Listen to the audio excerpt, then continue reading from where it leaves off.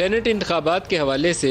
دونوں طرف سے الزامات بہت سارے سامنے آتے ہیں۔ پرائم منسٹر نے آج بھی ٹویٹ کیا ہے کہ اپوزیشن تو چاہتی یہی ہے کہ یہ جو کرپشن کا بازار ہے یہ گرم رہے اور اراکین کی بولیاں لگتی رہیں۔ پھر ایک ویڈیو سامنے آ گئی، اور ویڈیو یہ اس وقت کی ہے جب 2018 کے انتخابات سے پہلے پاکستان تحریک انصاف نے اپنے 20 MPs کو نکالا تھا۔ الزام یہ تھا کہ ان سب نے پیسے لیے، اور بہت سے لوگوں کا خیال یہ تھا کہ ایک پولیٹیکل موو ہے، کیونکہ پرویز خٹک کی ان لوگوں سے بنتی نہیں، ان کو ڈمپ کرنا تھا، ان کو ٹکٹ نہیں تھے دینے، اس لیے الیکشن سے پہلے ایک ہائی مورل گراؤنڈ لینے کے لیے ان لوگوں کو ساروں کو ڈمپ کر دیا گیا۔ لیکن بہرحال الزام تھا کہ ان لوگوں نے پیسے لے کر پاکستان پیپلز پارٹی کے 7 MPs تھے، تو ان کے تو 2 سینیٹرز بن ہی نہیں تھے سکتے، تو ان کے 2 سینیٹرز بنوا دیے، ایک ان کے بہرامن تنگی صاحب اور دوسری روبینہ خالد صاحبہ ان کی سینیٹر بن گئی۔ اب وہ بندے کون تھے جنہوں نے ووٹ بیچا اور پیسے لے کر؟ یہ ایک عام حقیقت تھی۔ اسلام آباد کے ڈرائنگ رومز کے اندر بتایا جاتا تھا کہ بوریاں لے کر نوٹوں کی وہاں پشاور میں اور بلوچستان کے اندر سودے ہوئے، کمرے میں بیٹھ کر کیش کے اندر ٹرانزیکشنز ہوئی ہیں، زبانی جمع خرچ نہیں ہوا،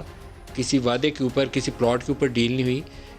یہاں بالکل عام یہ بتایا جاتا تھا کہ وہ بوریاں لے کر نوٹوں کی انہوں نے وہاں رکھی ہیں اور اس کیش کے اوپر ڈیل ہوئی ہے۔ یہ ویڈیو جو ہے ایکچولی اس چیز کو اسٹیبلش کر رہی ہے، اور کسی حکومتی ذریعے سے ہی ہو سکتا ہے یہ ریکارڈ کی گئی ہو، لیک گئی ہو، میرے پاس تصدیق نہیں ہے، لیکن ظاہر ایسا تاثر موجود ہے۔ میں آگے چل کے پروگرام میں اس حوالے سے جن مہمانوں سے بات کروں گا تو مزید اس کے اوپر روشنی پڑے گی۔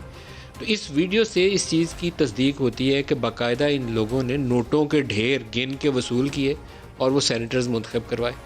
اب پاکستان تحریک انصاف ایک پوزیشن یہ لیتی ہے کہ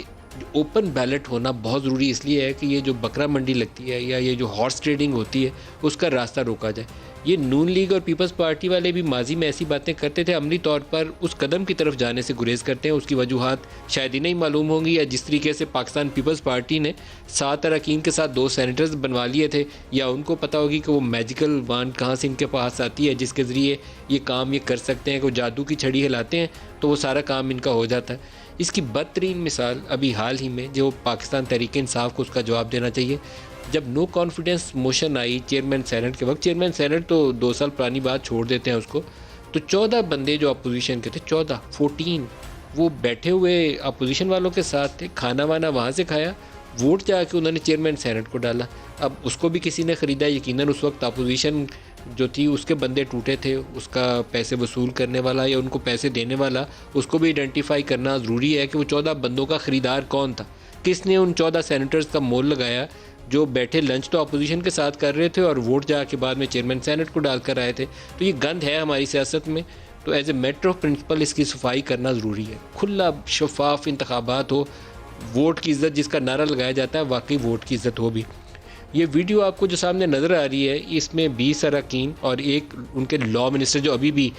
پاکستان تحریک انصاف کی KPK کے اندر وزیر قانون تھے، اس وقت یہ شیرپاؤ گروپ کے ساتھ تھے، آفتاب شیرپاؤ کے ساتھ تھے،